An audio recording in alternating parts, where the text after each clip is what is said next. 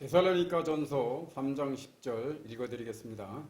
우리가 너희에게 있을 때에도 너희에게 명하기를 누구든지 일하기 싫거든 먹지도 말게 하라. 12절에서는 조용히 일하여 자기 양식을 먹으라. 자기가 일해서 얻은 양식이 자기 양식이라는 거죠. 일하지 아니하고 먹으면 도적질이라는 뜻입니다. 당시에는 그랬습니다. 일일 부작, 일일 불식. 8세기 대표적인 선승 백장선사는 노동을 수행으로 실천한 승려입니다. 95세 선종 때까지 대중과 같은 강도의 일을 했답니다. 제자들이 송구해서 만류했지만 듣지 아니하자 연장을 감췄고 연장을 찾다가 제자들의 소행을 감지한 백장선사는 일터에 가지 않았지만 공양, 식사하라는 제자의 말에 한 말이 바로 이겁니다. 일일 부작, 일일 불식. 하루 일을 못했으니 하루 먹지 않겠다. 내가 일을 아니하면 내 곁에 다른 사람에게 폐해가 된다는 거죠. 그래서 8절을 보면 애써 주야로 일함은 너희 아무에 폐를 끼치지 아니하려 함이니라. 하지만 시대가 변하고 세상이 바뀌면 바뀐 세상에 맞춰 법도 바꾸고 사상도 바꿔야 됩니다. 성경이라고 예외일 수가 없습니다. 첫째, 고정관념을 바꿔라. 일을 신성시하던 시대에서 일도 나눠야 하는 시대, 나눠야 하는 시대를 지나 소비만 하는 시대로 전환되고 있습니다. 이집트 노예였던 유태인들 430년의 노예 생활을 끝장내는 게 출애굽입니다. 출노예, 노예에서의 탈출입니다. 이들의 노예 생활에서 소원은 일주일에 하루 쉬는 것이었습니다. 수천 년 전 손발로 하던 농경시대는 일이 일을 낳았죠. 하지만 농기계는 농촌을 혁명적으로 변화시켰습니다. 농촌에 일이 없습니다. 다 기계가 하고 있기 때문이죠. 산업화 초기 영국에서는 일꾼들이 기계를 부숴버렸습니다. 그런다고 기계화의 거센 흐름을 바꿀 수는 없었죠. 일자리는 빼앗겨 먹고 살 수 없다고 했는데 서비스 산업이 엄청 커져서 일이 없어진 게 아니고 일이 이동된 겁니다. 둘째, 성경 구절도 바꿔라.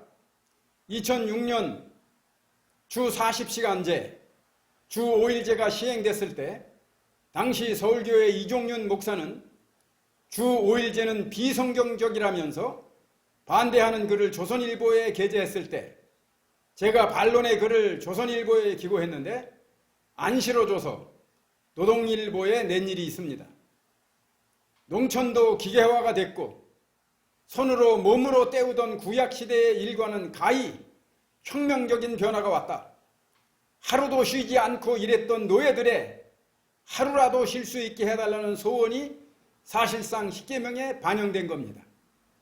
수천 년 전 비문명 시대의 기록인 성경을 인용해서 주 5일제가 비성경적이라는 무식이 들통나는 얘기 제발 하지 마라 하는 것이 제 글의 취지였습니다. 이미 제가 아는 교수는 일주일에 3일을 출근하더라고요. 4일은 출근을 안 해요. 물론 출근 안 한다고 일을 안 한다는 건 아니지만요. 시대가 변했는데 수천 년 전의 기록이 진리라고 우기면 미개인이 되는 겁니다.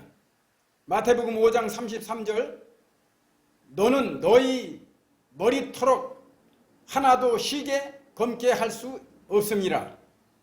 이거 팩트입니까? 염색술이라는 말조차 없었던 2000년 전에 그때는 맞는 말입니다. 아무리 예수님 말씀이라고 해도 아닌 건 아니라고 해야 되지 않겠습니까? 맹세하지 말라며 든 예에 불과하지만 우리는 지금 맹세하지 않고는 결혼도 못합니다. 각종 계약이 다 뭡니까?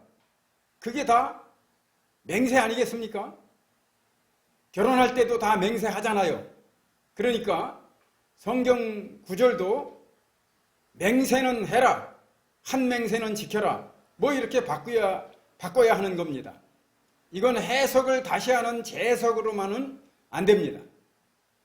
부활장이라고 하는 고린도 15장 5절에 게바에게 보이시고 후에 12제자에게와 그 후에 500여 형제에게 일시에 보이셨나니 그 중에 지금까지 대다수는 살아있고, 아니 지금까지 살아있습니까? 이거 팩트입니까?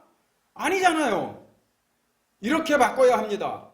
성천을 목도한 자 중 지금까지 살아있는 자는 단 한 명도 없이 다 잠들었도다. 성경 구절을 바꾸라고 하면 경기 일으킬 목사, 교인 엄청 많을 겁니다만 여러분도 쉽지 않겠지요. 바꾸지 못하면 세상의 소금은커녕 만일은 소금이 돼서 쓰레기 처리될 겁니다.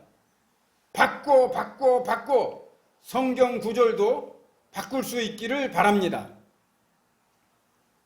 셋째, 일은 안 했어도 먹어라. 일은 못했어도 놀았어도 먹기는 해라. 누가복음 6장 1절, 안식일에 예수께서 밀밭 사이로 지나가실새 제자들이 이삭을 잘라 손으로 비벼 먹었다. 이게 뭔 얘기입니까? 먹을 권리는 천부적 권리라는 뜻입니다. 남의 것을 도적질한 건데 아닙니다. 과부, 나그네, 가난한 사람들, 거지들이 일은 안 했어도 먹을 수 있도록 배려한 것으로 밭 가장자리 곡식은 추수하지 못하도록 한 겁니다.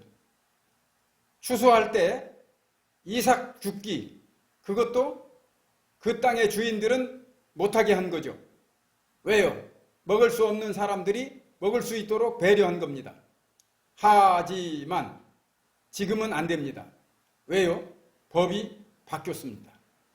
그 대신 이스라엘 나라에서는 맛없는 빵을 만들어서 빵집에서 달라는 사람 하나씩 줍니다. 둘도 안 줍니다. 하나만 줍니다. 당장 배고픈 거 일했느냐 안 했느냐 묻지도 따지지도 말고 줘라. 그래서 먹게 하라는 거죠. 일 안 했어도 일 못했어도 놀았어도 먹게는 해주는 겁니다. 기본소득이라는 말이 나왔지요. 일 안 했어도 돈은 준다. 이거 거부감이 많습니다. 하지만 천부 인권적 측면도 있고요. 앞으로의 세상, 로봇, 인공지능, 알고리즘, 메타버스 등등 사람들의 일자리는 확 줄어들 것이고요.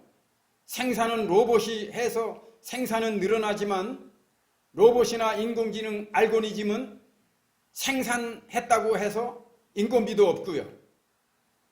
소비하지도 않습니다. 일자리를 빼앗긴 사람들은 돈은 못 벌고 돈이 없어서 그 많은 생산품 소비할 수가 없습니다. 그러면 많이 생산한 기업도 다 망하는 구조입니다. 그래서 기본소득을 줘서 기본적으로 소비할 수 있는 패턴을 유지해서 기업도 살고 작게 일해도 먹고는 살 수 있는 선순환 구조를 만든다는 뜻이지요. 저는 지금 본점에서 내준 서한메밀집 상동점을 운영하고 있는데요. 변화에 직면하고 있지요. 고속도로 휴게소를 가보면 음식 주문은 기계가 합니다. 홀서빙은 로봇이 대신하고요. 주방 음식도 로봇이 맡는 시대가 곧 조만간 닥쳐올 게 분명합니다. 성경 구절에 붙들려 있다가 위대한 과학자 갈릴레오를 죽이려 했던 중세 교회의 잘못을 되풀이해서는 아니 되겠습니다. 역사에서 배우지 못한다면 그에게 뭘 더 바라겠습니까? 변화하는 시대에 맞춰 고정관념 깨고 성경 구절 바꾸고 일은 못했거나 안 했어도 묻지도 따지지도 말고 감사로 먹을 수 있기를 바랍니다. 아멘.